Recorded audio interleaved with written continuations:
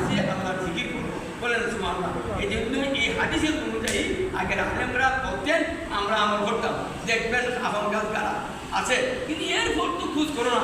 না, তুমি জিন্দা অবস্থায় যতদিন আছো, তোমার পিতার গুরুস্থান, দাদার গুরুস্থান যদি শূন্য থাকে, গাছ লাগাও, চেয়ে গাছ লাগাও, সুন্দর করে সাজাও, ওই গাছে জিকির করবে সব সময়। তুমি গাছ লাগাও। আমরা দাফন করি আইলার খবর নাই। কেন খবর নাই? আমি সেই দলিল দিতেছি, বারবার বলতেছি, কোরআন পরিচিত রয়েছে। তুমি কুসুমগুলো জানো, গাছ লাগাও, ধার করে রাখো। এই গাছ দেখে দেখা, ফুল গাছ দেখে দেখা, মানে বিভিন্ন ধরনের সুগন্ধি লাগাও। মানুষের মানে অনুষ্ঠানবাসী সুগন্ধ পায় এবং মানুষ দেখে দেখে আনন্দ পায় এবং সেখানে জিয়ারত করে। আমার 3টা 4জন অনুষ্ঠান আছে, পাকা হচ্ছে 2খানা 1খানা পাখানাই বিশাল। সেখানে আমি নিজে এই গুরুস্থানের মধ্যে ফুল গাছ লাগাইছি, বেশি বেশি লাগাইছি। এখন দেখা যায় বেশ পিস্ত হয়ে গেছি। আর কেউ পেশা বাজা না, পেশা করতে পারতো না, হলে করতে পারতো। কি আছে না, কোনো কোনো অনুষ্ঠান আছে অনিল জায়গায়, অচেনা জায়গায় মানুষ অপরিচয়ভাবে ওই অনুষ্ঠানের মধ্যে অজানা পেশাব করতে পারে, হলে করতে পারে। আমি এই সুন্দর সুন্দর জমিনে একটা ওয়াজ লাগে না যে মাজার সুন্দর আছে, কিন্তু একটা ওয়াজ লাগে যেখানে তারা এসে বসে কবরস্থানকে বেড়ালা বানিয়ে রাখছে।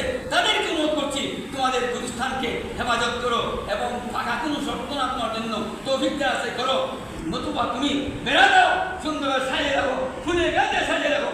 দেখো সুন্দর সুন্দর লাগবো, মানুষের জিয়ারত করবো, সুন্দর জিয়ারত করবো। আমি সেই আমলটা বহুদিন বলছি, আমার নিজের ভগ্নির গুরুস্থানে নিজে গিয়েছি। আরও বলছি, সেখানে গৈরাকি তার দেশ, সেখানে হাদিস দ্বারা প্রমাণ করে দিয়েছে। আমি হয়তো হাদিস খান বর্ণনা দিয়েছে, ঠিকই আছে, ইনো গৈরাকিদের লোক, ইনো তার হাদিসকে প্রমাণ দিয়েছে। মনে আলহামদুলিল্লাহ হাদিসে প্রমাণ আছে। আমার নবীজি গাছ লাগাই দিয়েছিল। আমার নবীজি বাচ্চা অবস্থায় 6 বছর শীত হইয়া বাবার গুরুস্থান জিয়ারত করছেন। এই জন্যই তুমি শিশু অবস্থায় তোমার ছেলে নিয়ে তোমার বাবার গুরুস্থান জিয়ারত করবা। সুন্নতে রাসূল, জিয়ারত সুন্নতে রাসূল। আমার নবী সেই সুন্নত সর্বপ্রথমই আমার সিরিয়ার করতে বাবার গুরুস্থানকে জিয়ারত করেছে মা আমেনার সাথে নিয়ে। এগুলি আপনারা জানতেন না?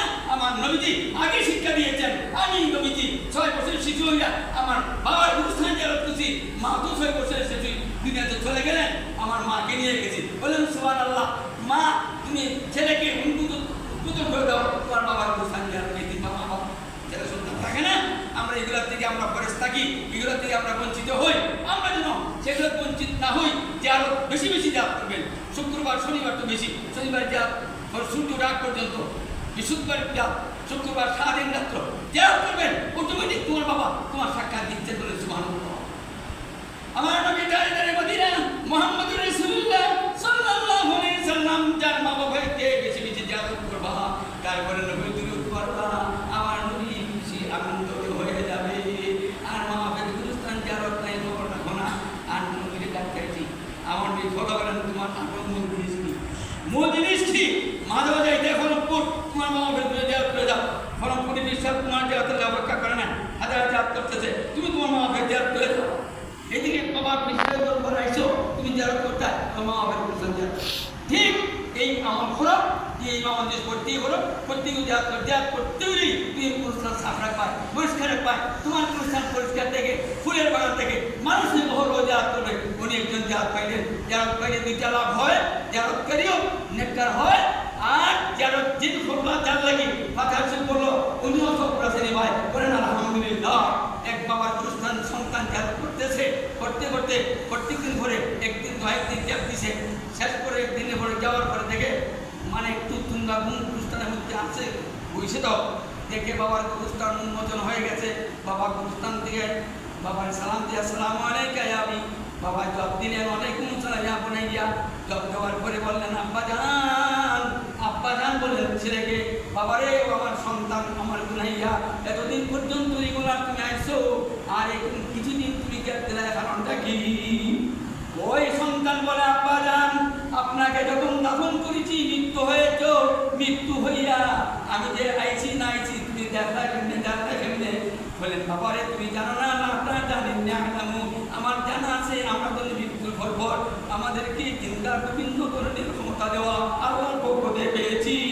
এখানে যত পাখিগুলি জিয়ারত করে কতগুলি পাখি আজকে আমি হিসাব দিতে পারবো, কতদিন কত পাখি যাকে থাকে জিয়ারত করে আমরা সেইগুলি বলতে পারবো।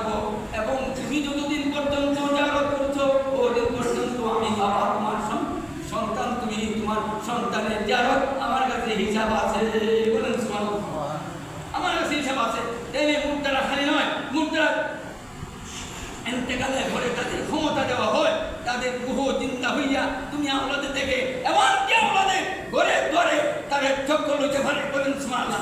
আরো মশলা মশলা অন্যদিন আল্লাহ সালাতুনিয়া রাসূলুল্লাহ আলাইকুম সালাম সালামুনিয়া আসসালামু আলাইকুম নূরে চশমে আম্বিয়া আসসালামু আলাইকুম বাদশাহ আম্বিয়া বলেন সালাতুনিয়া রাসূলুল্লাহ আলাইকুম সালামিয়া হাবিব। আজকে আমার একটা ওয়াদা করে সবাই, তোমরা ছাত্র শুধু নয় প্রত্যেকে আজকে 5 মাস চলে যায় বাতাবরের ফুলের গাছ যেখানে যাও খাও, একটি গাছ তোমার দাদার পুস্তক, একটা গাছ তোমার বাবার নাই, বাবার পছন্দ মা নাই, মার পছন্দ। এইভাবে এই এমনটা করো, এই গাছটা যেমন দিতে হবে প্রসারিত সুন্দর লাগবে। বলেন প্রত্যেকে লাগে সবাই একটা প্রসারিত দিলাম আমার করবেন।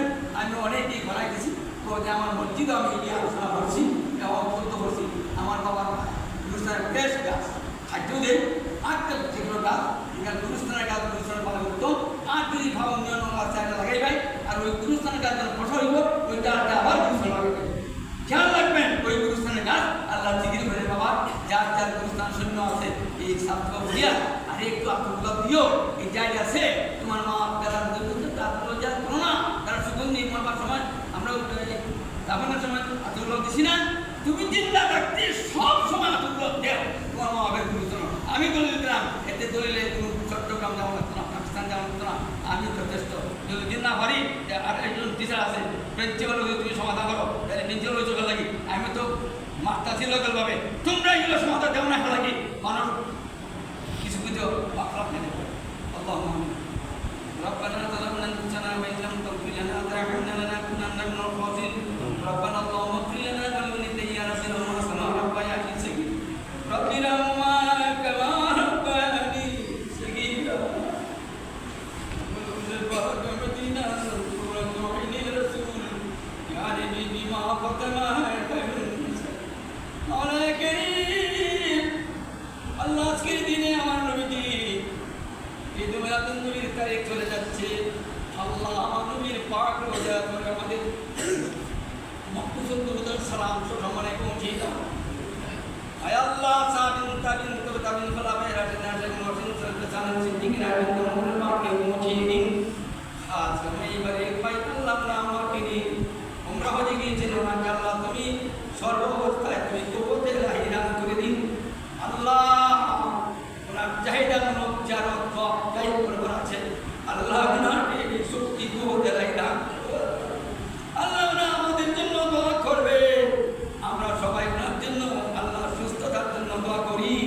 আল্লাহ পুনরায় যেন সুস্থতা নিয়ে আসতে পারেন এবং সুস্থতা অবস্থায় যেন আল্লাহ তোমার জিকিরের সঙ্গে আল্লাহ তো যেন আদায় করতে পারেন। এমনি ভগবান হাজার হাজার তোমরা ওই হাজিরা আল্লাহ করে মদিনায় মনোহরা জিয়ারত করতেছে, আল্লাহ তাদেরকে